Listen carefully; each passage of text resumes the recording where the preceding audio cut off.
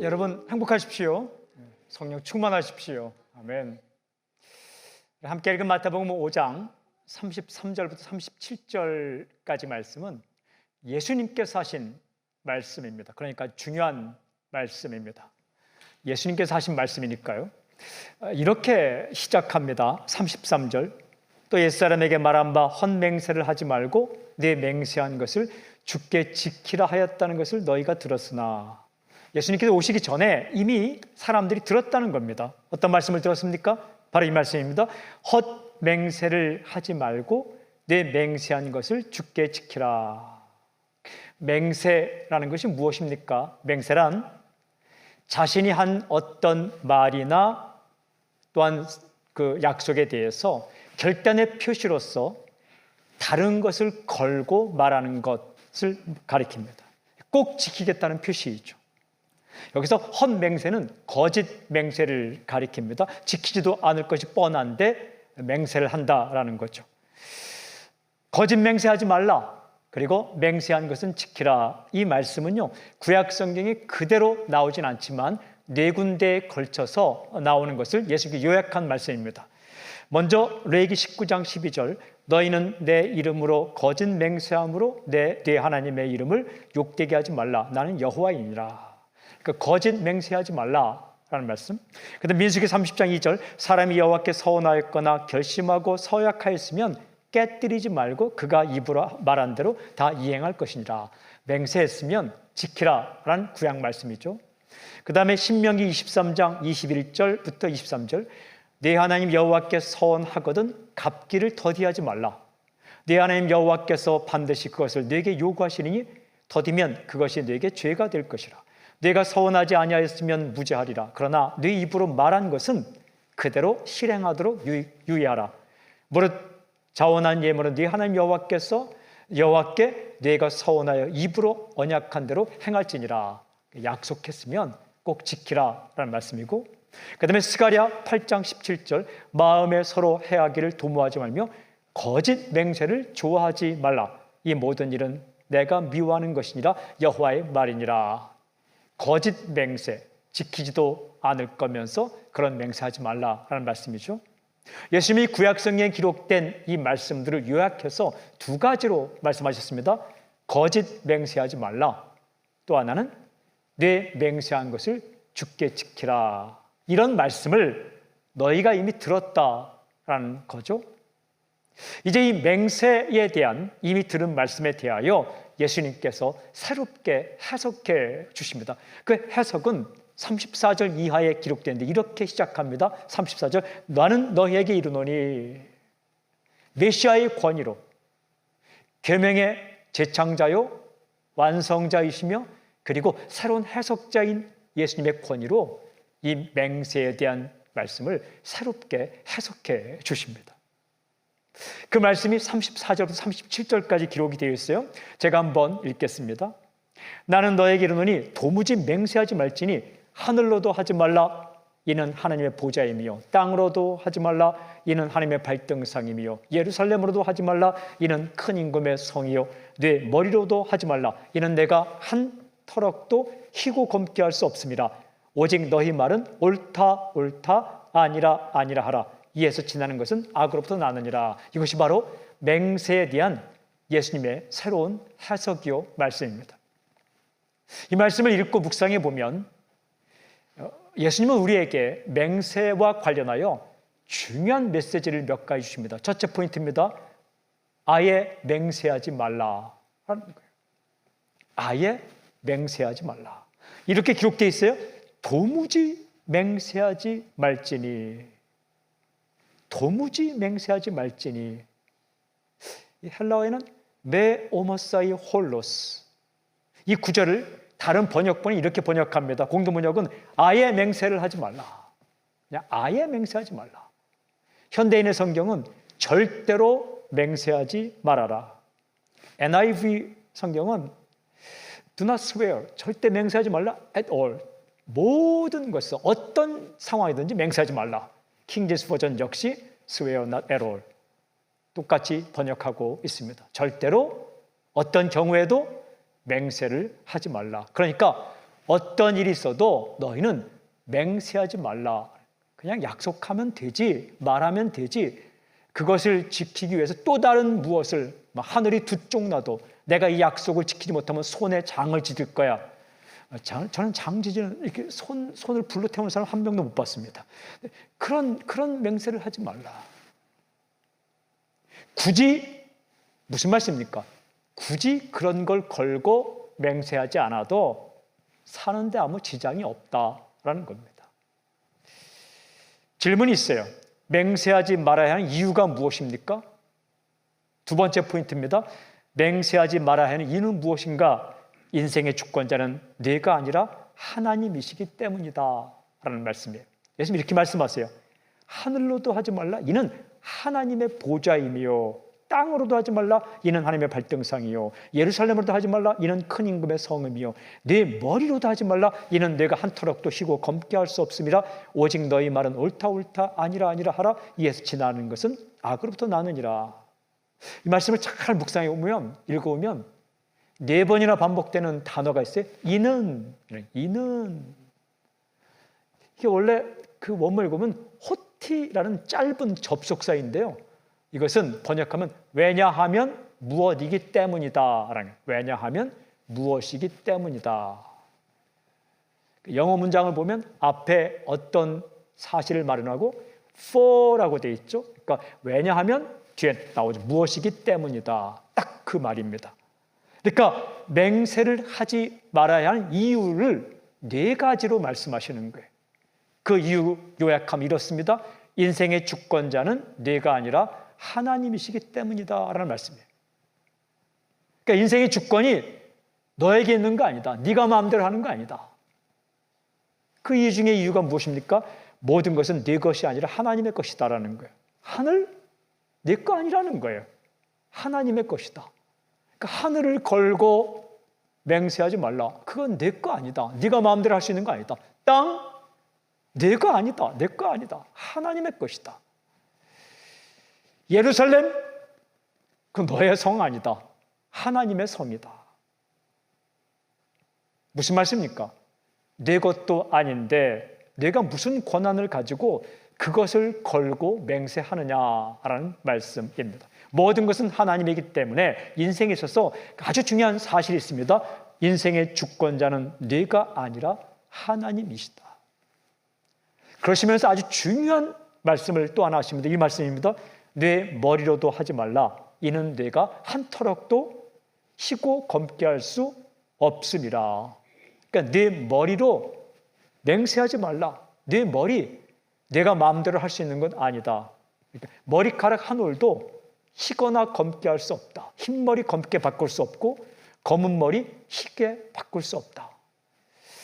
이렇게 설교하면 아이들은 말합니다. 전도사님 염색하면 돼요. 염색해 보셨습니까? 시간 지나면 다시 돌아옵니다. 인간이요. 흰 머리카락 하나도 검게 만들 수 없고 검은 머리카락 하나 힘게 할 수 없다. 무슨 말씀입니까? 내 인생은 내가 마음대로 할 수 있는 것이 아니다. 그러니까 뭐 하늘이 두 쪽 나도 지키겠다 이런 맹세를 하지 말라. 인생의 주권자가 자기라고 착각하면 안 된다는 거예요. 이게 착각이라는 거예요. 이 착각에서 나오는 행동이 바로 맹세이다라는 거죠. 나는 반드시 이 약속을 지킬 것이다. 혹은 내가 반드시 너에게 이렇게 해주겠다라는 이 맹세는 어찌 보면 내 인생은 내가 마음대로 주관할 수 있다는 착각에서 나오는 행동이다라는 거예요. 여러분 기억하십시오. 인생의 주도권은 하나님께 있습니다. 잠언을 읽으면 지혜를 말씀하시는데 잠언 16장 9절에 이렇게 말씀하십니다. 사람이 마음으로 자기의 길을 계획할지라도 그의 걸음을 인도하시는 이는 여호와시니라. 사람이 마음에 자기의 길을 계획을 많이 한다라는 거죠. 그런데 걸음을 인도하시는 분은 하나님이시다. 마음대로 안 되는 것이 인생이다. 계획대로 안 되는 것이 인생이다. 사람의 뜻대로 안 되는 것이 인생이다. 창세기를 읽어오면 우리의 삶에 대해 인생에 대해서 굉장히 중요한 말씀들을 알려주시는데 창세기에 나오는 대표적인 인물 4명이 있습니다. 아브라함, 이삭, 야곱, 그리고 요셉. 아브라함의 아들이 이삭이고 이삭의 아들이 야곱이고 야곱의 아들이 요셉입니다. 이 아브라함, 이삭, 야곱, 요셉 4명은요 굉장히 다른 인생을 살아갔습니다. 다른 상황에서 살아갔습니다. 그런데 이들의 공통점이 있어요. 물론 실수하고 완전하지 않고 공통점이지만 굉장히 두드러진 공통점 하나가 무엇인가? 그것은 바로 믿음입니다. 믿음의 족장들입니다. 믿음의 사람들입니다. 하나님과 인간이 어떤 관계를 가져야 하는지를 아브라함, 이삭, 야곱, 요셉 4명의 인생을 통해서 보여주는데 그것이 바로 중요한 것이 믿음이다라는 거예요. 그런데 그 믿음의 핵심이 무엇이냐? 창세기를 보면 믿음의 핵심은 이것입니다. 내 인생의 주권자는 내가 아니라 하나님이시다라는 걸 고백하는 거예요. 이게 믿음의 핵심입니다. 아브라함은 조카 롯과 함께 살았습니다. 삼촌과 조카가 함께 살았어요. 그런데 서로의 재산이 각자 많아지니까 함께 살 수 없게 되었습니다. 사람이요, 머리가 크거나 가진 게 많아지면 함께 살기 힘들어집니다. 그래서 이제 따로 살기로 결정했습니다. 자기 살아갈 땅을 선택하는데 아브라함이 이렇게 조카 롯에게 말합니다. 창세기 13장 9절. 내 앞에 온 땅이 있지 아니하냐? 나를 떠나가라. 내가 좌하면 나는 우하고 내가 우하면 나는 좌하리라. 롯에게 우선 선택권을 줍니다. 이게 굉장한 겁니다. 내가 왼쪽 하면 나는 오른쪽 하겠다. 남는 거. 내가 오른쪽 하면 나는 왼쪽 하겠다. 남는 거. 그러니까 어떻게 이렇게 할 수 있습니까? 인생의 주권이 어떤 위치나 환경이나 우리에게 있지 않고 하나님께 있기 때문이다라는 믿음이 있었기 때문에 그래요. 위치가 좋고 나쁘고가 인생을 좌우하지 않고 하나님이 역사하시면 오른쪽도 잘 되는 거고 하나님께 역사하시면 왼쪽도 잘 되는 것이고 그러니까 내가 먼저 선택해. 내가 왼쪽 하면 나는 오른쪽 할게. 나는 내가 오른쪽 하면 나는 왼쪽 할게. 굉장한 믿음입니다. 인생의 주권이 위치, 상황, 인간에 달려있지 않고 하나님께 달려있다는 믿음. 이 믿음으로 살아간 사람이 아브라함입니다. 이삭은 아브라함의 아들입니다. 이삭은요, 그랄 땅에 그랄은 블레셋 족속이 살던 땅입니다. 근데 거기 거주할 때 블레셋 왕 아비멜렉이 그에게 떠나라고 말합니다. 왜냐하면 이삭과 함께한 사람들이 번성하니까 이 블레셋 왕이 함께할 수 없었던 거예요. 떠나라. 그런데 성경을 보면 이삭이 어떻게 하는지 아십니까? 한마디도 대꾸하지 않고 떠납니다. 떠나서 무엇 하는가? 여러 곳을 옮겨다니며 삽니다. 근데 거기서 무엇을 하는가? 딱 2가지 합니다. 우물 팝니다. 먹고 살아야 되니까. 오늘날 말하면 일하는 겁니다. 우물 팠습니다. 또 하나는 예배합니다. 그곳에서 가는 곳마다 예배를 드립니다. 그의 행적을 아주 이렇게 기록하는데 창세기 26장 16절부터 22절 이렇게 기록합니다. 아비멜렉이 이삭에게 이르되 네가 우리보다 크게 강성한즉 우리를 떠나라. 너 지금 떠나라. 그런데 그 다음 보십시오. 이삭이 그곳을 떠나. 아주 심플합니다. 간단합니다. 그냥 떠납니다. 이럴 수가 있냐고. 지금까지 우리가 쌓았던 기간이 얼마나 되는데 이럴 수가 있냐고 라고 한탄하며 하소연하지 않고 그냥 떠나. 그랄 골짜기에 장막을 치고 그 땅에서 골짜기로 갑니다.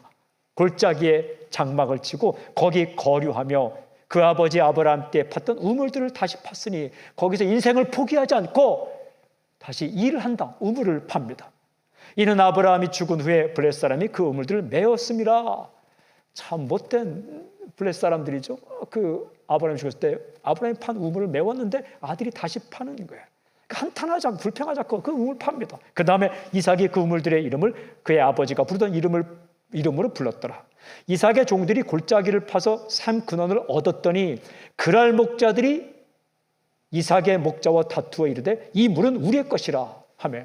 세상에 이런 사람이 어디 있습니까?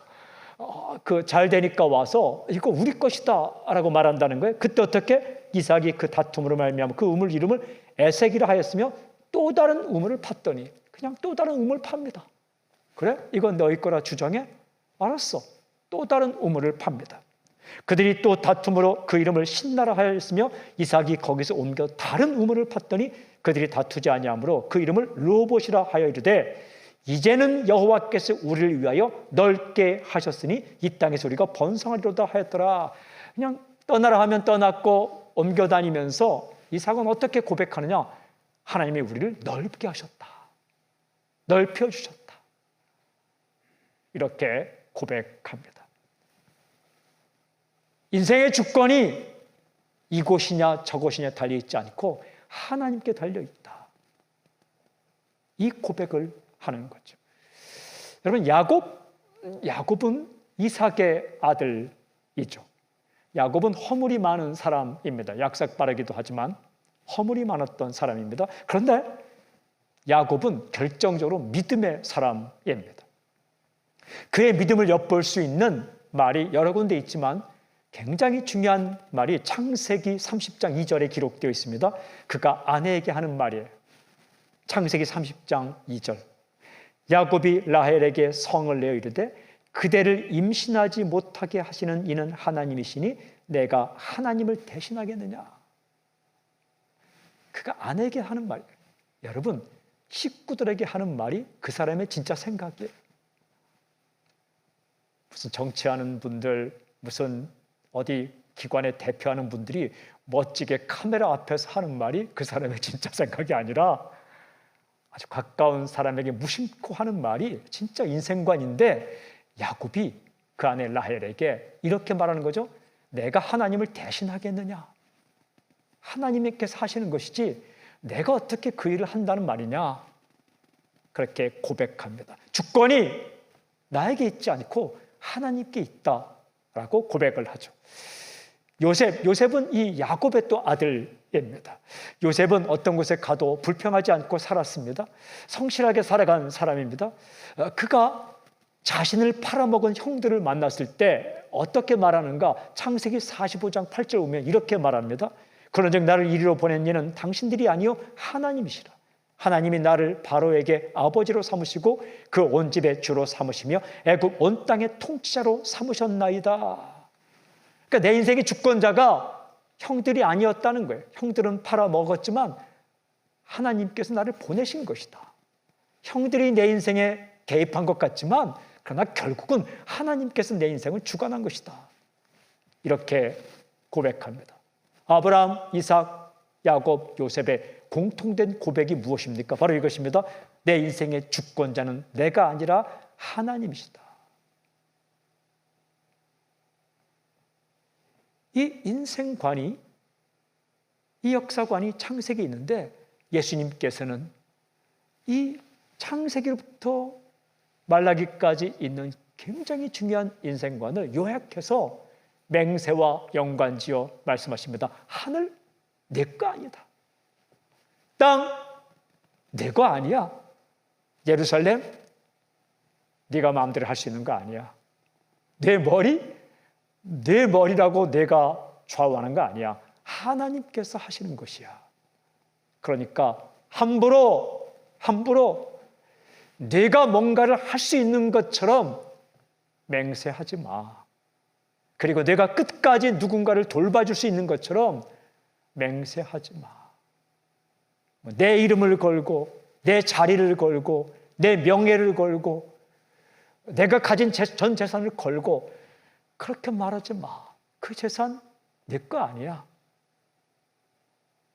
잠시 맡겨준 거야. 그 자리 네 자리 아니야. 하나님께서 주관하시는 거야. 라고 말씀하시는 거예요. 내 마음대로 할 수 있는 것처럼, 내가 할 수 있는 것처럼, 내가 인생을 좌우할 수 있는 것처럼 생각하는 게 착각입니다. 이게 교만입니다. 인생은 하나님께 달려 있습니다. 그래서 함부로 맹세하지 말라, 아예 맹세하지 말라라고 예수님께서 말씀하시는 거예요. 중요한 질문. 그러면 맹세하지 않고 어떻게 살아야 합니까? 가장 중요한 세 번째 포인트입니다. 삶의 신실성을 회복하라. 예수님께 이렇게 말씀하십니다. 오직 너희 말은 옳다 옳다 아니라 아니라 하라. 옳다 옳다. 그냥 나이라고 되어 있어요. 이건 yes yes. 아니라 아니라 우 no no. 굉장히 짧은 대답이에요. 그러나 분명한 대답입니다. 의사 표시가 아주 분명합니다. 단호한 자기 입장 표명입니다. 무슨 말씀입니까? 이것으로 충분하다는 거예요. 뭐 복잡하고 장황하게 그리고 맹세까지 하늘과 땅과 예루살렘과 머리를 들먹이면서 거창하게 자신의 의사를 덧붙여 표현하지 않더라도 그냥 예, 아니요 이 한마디면 충분하다는 거예요. 뭔가를 약속할 때 그냥 해줄게 한마디면 충분하다는 거예요. 굳이 다른 것을 걸고 맹세까지 할 필요가 없다라는 말씀. 무슨 말씀입니까? 이런 메시지입니다. 맹세보다 중요한 것은 삶의 신실성이다. 굳이 호들갑을 떨면서 맹세하지 않아도 될 만큼 다른 사람이 너의 말과 삶에 신뢰를 가질 수 있도록 살아가라라는 말씀입니다. 평소에 작은 약속이라도 잘 지키며 살아가면 굳이 거창한 맹세를 하지 않더라도 그 말을 믿어준다. 신용과 신뢰가 있다라는 거예요. 다른 것을 걸고 맹세한다는 것은 어찌 보면 자신의 말과 행동에 별로 신뢰성이 떨어졌다라는 의미일 수 있는 거죠. 이런 말이죠. 믿지 못하겠지만 제발 부탁이니 좀 믿어달라라는 그런 얘기인 거죠.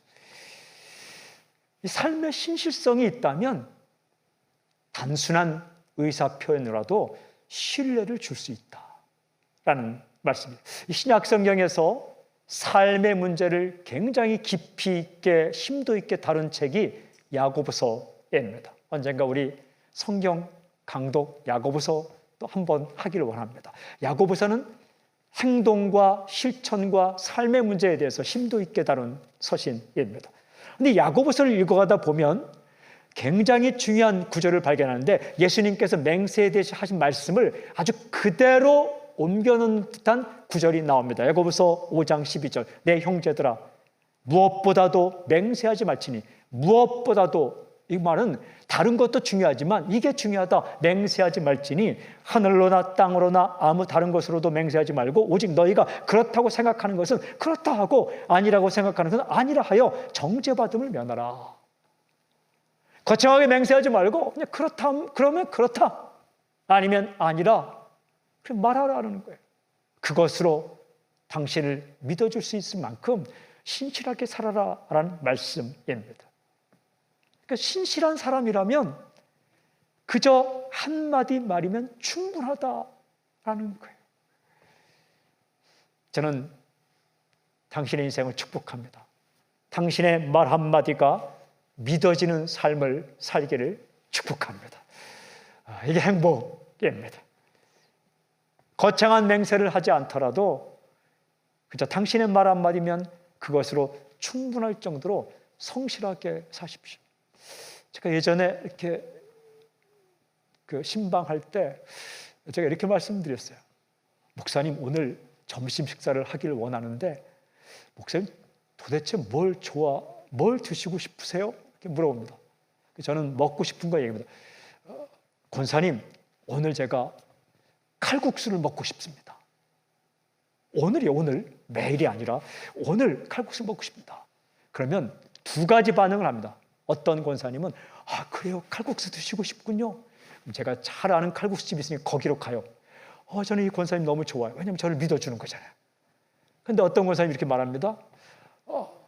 목사님 그렇게 말씀하지 마시고 진짜 먹고 싶은 거 얘기해 보세요. 그 무슨 말입니까? 당신의 말을 못 믿겠다는 거예요.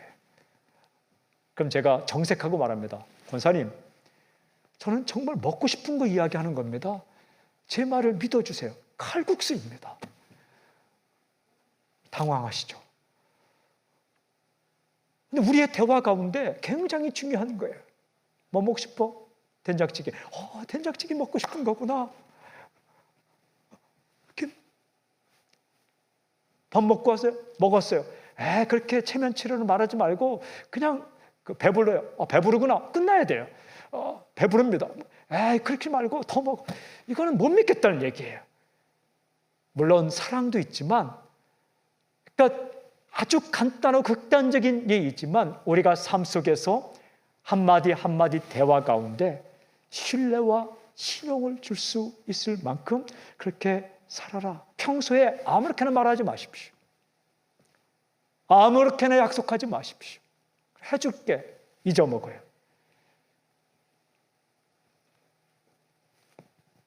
신실하고 진지하게 한마디 한마디 약속할 것이며, 자신의 입장을 보이기 위하여 과대하게 포장하지 말라라는 거예요. 예수님께서 이렇게 말씀하세요. 이에서 지나는 것은 악으로부터 나느니라.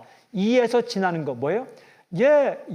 아니요. 그냥 자신의 생각과 입장과 약속을 단순하게 말하는 것보다 지나는 것, 즉 아주 거창한 맹세까지 붙여서 말하는 것은 가만히 생각하면 악으로부터 난 것이다. 뭐예요? 그 마음에 거짓을 품고 지키지 않을 생각으로 거짓 맹세하는 것이나 마찬가지다라는 것입니다. 여러분, 그러나 이 맹세하지 말라라는 이 말씀을 너무 극단적으로 적용해서 우리가 사회 속을 살아가면서 선서 같은 것도 하지 말라, 서약도 하지 말라, 보증인 서명도 하지 말라, 아예 이런 것들 하지 말라는 말씀은 아닙니다. 이런 것들을 다 거부하라는 말씀이 아니라 약속하고 서약할 때 그것에서 다른 걸 덧붙여서 거짓으로 거창하게 그렇게 하지 말라라는 거죠. 다른 것으로 맹세를 하지 않더라도 신실성과 신용을 보장받을 수 있는 신실한 삶을 살아가라. 쓸데없이 과장하고 다른 것을 갖다 붙여서 맹세해야만 믿어줄 수 있는 그런 삶을 살지 말라라는 말씀입니다. 우리 과대하게 포장하면요, 오히려 거짓이라는 반증이 되기도 하는 거죠. 신용, 신뢰, 신실성. 여러분, 이곳에 돈이 따라오는 거예요. 어떤 사업을 하든 어떤 상점을 운영하든 어떤 일을 하든지 간에 당신에게 이 신실성이 있다면 사람들은 당신이 하는 일에 돈을 쓸 거예요. 사람도 신용, 신뢰, 이것이 보이는 사람에게 가까이 오게 돼 있습니다. 존중도 신용과 신뢰를 따라 옵니다. 명예, honor, 명예도 신용과 신뢰를 따라 옵니다. 어떤 위치에 있어도 함부로 약속하고 함부로 져버리고 그리고 그 지난 날을 회복하기 위해서 거창한 맹세하고 거기에 존중이 없습니다. 예수님은 우리에게 아주 삶에 있어서 굉장히 중요한 말씀을 하신 거예요.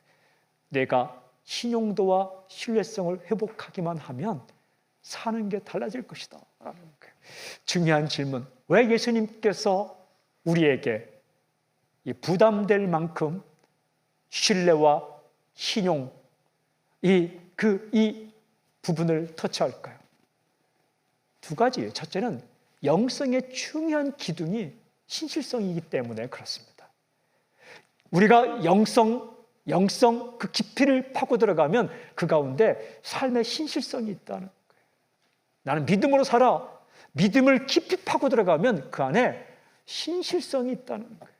신실하게 한마디 하고 진지하게 한마디 하고 그 한마디를 지키고,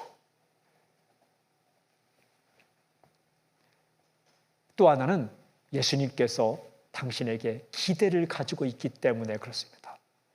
마태복음 5장을 읽어보면 당신이 빛이기 때문에, 당신이 소금이기 때문에, 이 거짓이 팽배한 세상 가운데 도저히 어떤 사람을 믿을 수 없어서 불안 가운데 살아가는 이 세상 가운데 그래도 그리스도인만큼은, 주님의 제자만큼은 말 한마디가 신용이 되는, 약속 하나가 신용이 되는 그런 삶을 살기를 원하는 기대가 있기 때문에, 서기관과 바리새인의 의보다 더 나은 의를 가지고 살아감으로 하나님께 영광을 돌릴 수 있는 그런 삶을 살 수 있는 그런 특권이 당신에게 있고, 그런 기대가 당신에게 있기 때문에 주님께서 말씀하시는 거예요. 나는 보잘것없어 보이고 연약해 보이고 깨어지고 질그릇 같고 유리조각 같고 완전하지 않고 그렇게 보일지라도 예수님은 그 연약한 우리를 향해서 너는 빛이다, 너는 소금이다, 내가 삶의 신실성을 회복하고 서 있을 때 너도 행복하지만 너로 인해 누군가가 안정감을 느끼고, 너로 인해 너의 가족이 안정감을 느끼고 삶의 행복을 누릴 수 있다는 기대감이 있기 때문에 주님께서 맹세의 문제를 언급하며 삶의 신실성을 가지라라고 우리에게 말씀하시는 거죠. 결코 누구도 믿지 못할 세대가 되었어요. 이것은 현 세대만이 아니라 예전부터 그랬어요. 그러나 이 세상 속에 살지만, 이 때 가운데 살지만 우리가 이 신실성을 회복하고 신실성을 가지고 살 수만 있다면 얼마나 좋겠습니까? 저는 우리 한국 교회 가운데, 그리고 우리 주님의 빛과 소금의 크리스찬들 가운데, 그리고 함께 모여 예배드리고 각자 저세 드리는 사람 살리는 교회 모든 성도들 가운데 한마디면 믿음이 가는, 간단하게 말해도 저 사람은 약속을 지키겠구나, 저 사람이 말하는 것은 진짜구나 라고 믿을 수 있는, 유통기한을 말해도, 원산지를 말해도, 그리고 작은 약속을 하더라도 그 지킬 수 있는 신뢰성, 신용, 내 돈을 맡겨도 되겠구나, 내 인생을 맡겨도 되겠구나, 내 자녀를 저 학원에, 내 자녀를 저 교육기관에, 내 자녀를 저 사람에게, 저 사람을 내 자녀의 멘토로 맡겨도 되겠구나, 이런 신뢰성, 신실성, 신용이 회복되는 놀라운 사건, 진정한 부흥이 우리의 삶 가운데, 한국교회 가운데, 이 땅 가운데 일어나길 주의 이름으로 선포합니다. 제가 축복할 때 아멘 하십시오. 당신에게 한마디면 믿어지는 이 엄청난 매력, 엄청난 복, 신실성이 회복되는 놀라운 역사가 있을지어다. 아멘. 우리는 부족하지만 그렇게 행하실 주님을 찬양합니다. 할렐루야. 아멘. 아멘. 아멘. 아멘.